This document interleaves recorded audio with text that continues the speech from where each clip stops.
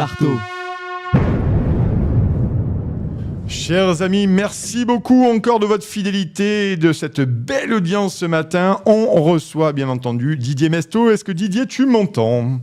Et je t'entends parfaitement, mon cher Nicolas. Comment tu vas, cher Didier ? Eh bien, écoute, je suis en pleine forme, tu vois. Alors, ouais. C'était bon à Versailles ou pas ?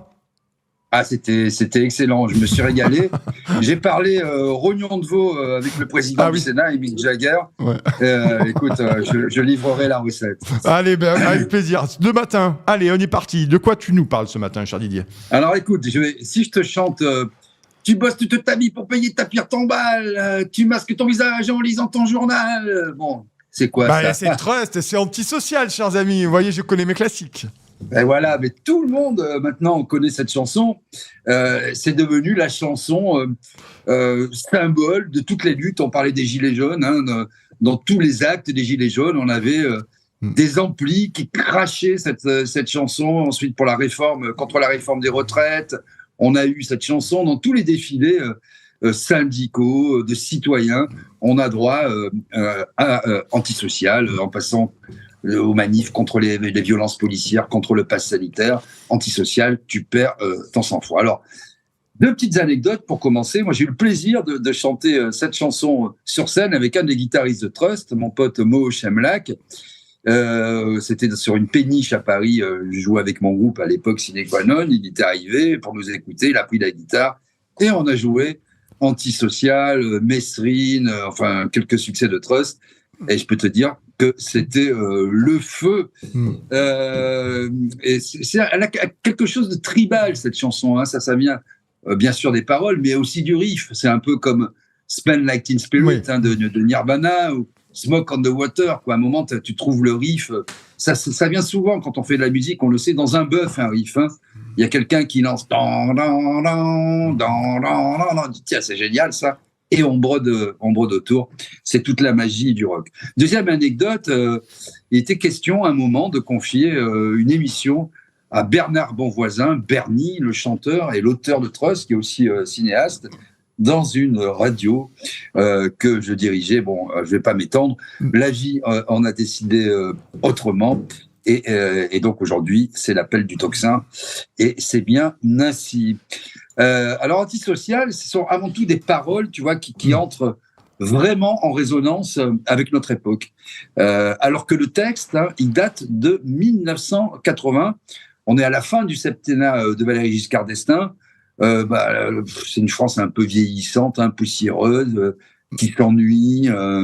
La jeunesse française a des fourmis dans les jambes, elle a des fourmis dans les poings. Oui, c'était pas la même époque. Hein. Effectivement, ça varie. Pas du tout. Rien à voir. Donc, les gens ne te touchent pas. Il faut faire le premier pas. Tu voudrais dialoguer sans renvoyer la balle. Impossible d'avancer sans ton gilet pare-balles. Tu voudrais donner des yeux à la justice. Impossible de violer cette femme pleine de vices. Alors, ça te rappelle évidemment quelque chose. Je suis certain que ça te parle, que ça parle à beaucoup de nos auditeurs.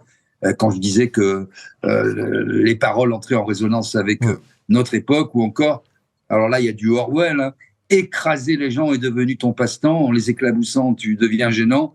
Dans ton désespoir, il reste un peu d'espoir, de celui de voir les gens sans phare et mon bâtard, mais cesse de faire le point, serre plutôt les poings, bouge de ta retraite, ta conduite est trop parfaite, relève la gueule, je suis là, t'es pas seul, ceux qui hier t'enviaient, aujourd'hui te jugeraient.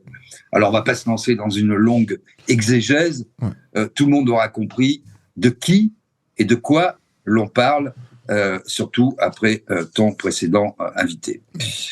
Alors, elle était très peu prisée, faut quand même le savoir, à l'époque, par les médias, cette chanson. Bon, c'est pas très étonnant, hein, en dépit de son succès populaire, parce que rien que sur l'année 80, c'était le deuxième album de Trust, qui s'appelait Répression, il y a eu 800 000 exemplaires vendus. Et en fait, cette chanson, elle doit son salut à José Arthur, avec son pop club. Hein, José Arthur. Je vous parle d'un temps que les moins de 20 ans. Hein. Donc que je ne connais pas, Didier, que je ne connais pas, voilà, manifestement. Tu es jeune, tu pourrais être mon fils, tu le sais bien. Et à Francis Zégut sur RTL, et avec son Wango Tango, c'était la première émission française dédiée au hard rock. Et donc, Antisocial, Et plus qu'un tube, c'est un véritable phénomène de société.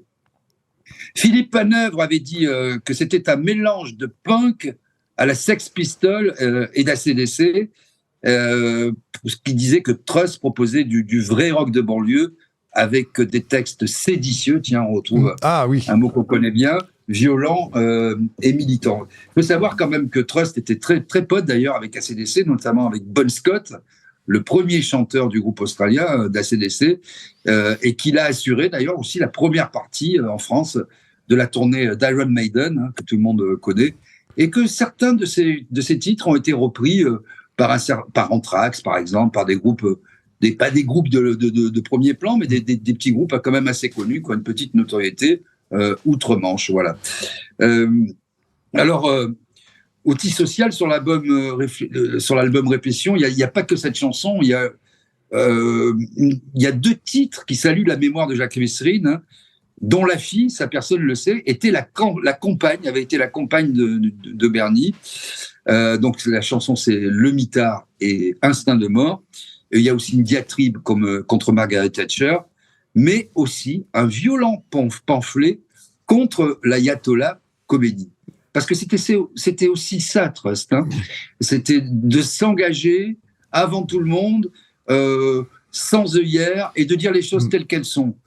Je te dis, la strophe, le soleil ne brille plus à Neauphle-le-Château, impotent le vieillard a relancé la bagarre et rempli les prisons, nouvelle dictature, exécution sommaire, les femmes doivent se voiler, la musique prohibée, ils massacrent leurs frères, tout devient absurde. On attend aujourd'hui le groupe français qui osera écrire un tel texte. Dans son dictionnaire du rock, Mishka Assayas qualifie Antisocial d'hymne qui enterre définitivement les 30 Glorieuses. Et le fait est que cette chanson, c'est devenu, comme je disais, la chanson symbole d'une génération qui a perdu toutes ses illusions. C'est un peu la génération d'après 68, quoi. C'est vrai qu'après l'archipel du Goulag, l'invasion de l'Afghanistan par l'URSS, c'est le grand désenchantement, l'implacable lucidité. Et à la même époque, tout à fait à la même époque, Ferrat chantait la chanson Le Bilan. Ah, ils nous en ont fait avaler des couleuvres, de Prague à Budapest, de Sofia à Moscou, les staliniens zélés qui mettaient tout en œuvre pour vous faire signer les aveux les plus fous. Bon, ça c'était Ferrat, magnifique chanson. Donc, Antisocial dérangera complètement les médias, je l'ai dit, mais aussi la classe politique. Mais la classe politique, et là c'est plus surprenant, dans son ensemble, et bizarrement ou pas d'ailleurs, la gauche, les municipalités de Sedan, de Marseille, de Mâcon refusent purement et simplement, que la tournée de Trust, qui s'intitulait Répression dans l'Hexagone, passe par leur ville. Je ne sais pas si tu te rends compte. Et, maintenant, on est habitué, mais bon, c'est pas le cas. Non, mais à l'époque, voilà. Ouais. Bon, maintenant, tout est interdit, sauf les chanteurs qui incitent les gens à se vacciner, qui traitent les autres de connards. Bon, ils n'ont plus de public parce que maintenant, c'est plutôt casserole contre drone. Maintenant, c'est casserole contre drone, donc bon. C'est ça, exactement. Mais les casseroles gagneront. Et donc, Bernie lâchera dans Rock and Folk, parce qu'il y a le maire communiste du Havre qui lui avait donné un terrain. Il nous a donné un terrain où tu n'emmènerais même pas ton chien chier. Excusez-moi pour la vulgarité, mais bon, les gosses étaient dans la boue jusqu'aux chevilles. Voilà comment Trust était accueilli, alors qu'il y avait un succès populaire énorme et que tous les jeunes étaient fans de ce groupe. Bon, voilà, dont moi, par exemple. Alors, Trust a enregistré Antisocial dans les locaux londoniens, figure-toi, de leur maison de disques qui était Sony. Et quand ils ont voulu ajouter le chœur final, tu sais, Anti-social, où tu entends toutes ces voix qui scandent comme ça, syllabe par syllabe, il était 9h du soir, tous les employés étaient rentrés chez eux, c'était fini, il ne restait plus que les 2 big boss, Alain Lévy et Jean-Jacques Gozlan, ils ont accepté d'être mis à contribution, et donc ce sont les patrons qui, à la fin de la chanson, scandent social. Bon, alors l'histoire dit pas, mon cher Nicolas, s'il comprenait exactement toutes les paroles, moi, je suis pas sûr, mais quand même, ça aurait de la gueule si les Arnaud, Niel, Drahi, hurler en chœur anti-social. On pourrait faire ça à Versailles, par exemple. Là, imagine, il y a un groupe qui arrive avec Mick Jagger là, et Charlotte Gainsbourg qui se déhanche, et tu vois 180 convives crier sur le volet, trier sur le volet, crier sur le volet. Quel magnifique hiatus. Très bon. Voilà. Hurlant antisocial. Avec Roselyne Bachelot au cœur, ce serait formidable. Et Elisabeth Borne à la batterie, ça serait génial. Je pense qu'on en tient quelque chose. La Castafiore. Écoutez, Nicolas Vidal, j'adore ce que vous faites. Bon, allez, l'essentiel dans ces années de sévices, puisque bientôt les années de sévices, chantait Bernie, c'est de ne pas perdre son sang-froid.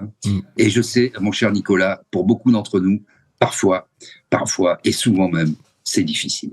Ben oui, mais non, mais parce qu'on est là, on est motivé, on est surtout volcanique. Merci, cher Didier, pour cette belle chronique de Trust Antisocial. Allez réécouter le morceau, bien entendu. Merci, cher Alors Didier. Juste, tu vois, dernier mot précédent. Parler des élites, c'était une très belle chanson de Trust. L'élite est entrée sans prévenir, devant ses chars d'assaut, vous n'aviez que des idées. Proclamons l'amitié, etc., etc. Donc les élites, c'est pas nouveau, c'est ce qui tue le pays, les élus et les élites et les ailés. Voilà. C'est une vraie question de philosophie politique. Est-ce qu'à un moment donné, les élites représentent-elles les citoyens ? Aujourd'hui, on peut en tout cas se poser la question. Merci Didier pour ta chronique. Nous, on se retrouve vendredi prochain. Merci mon cher Didier.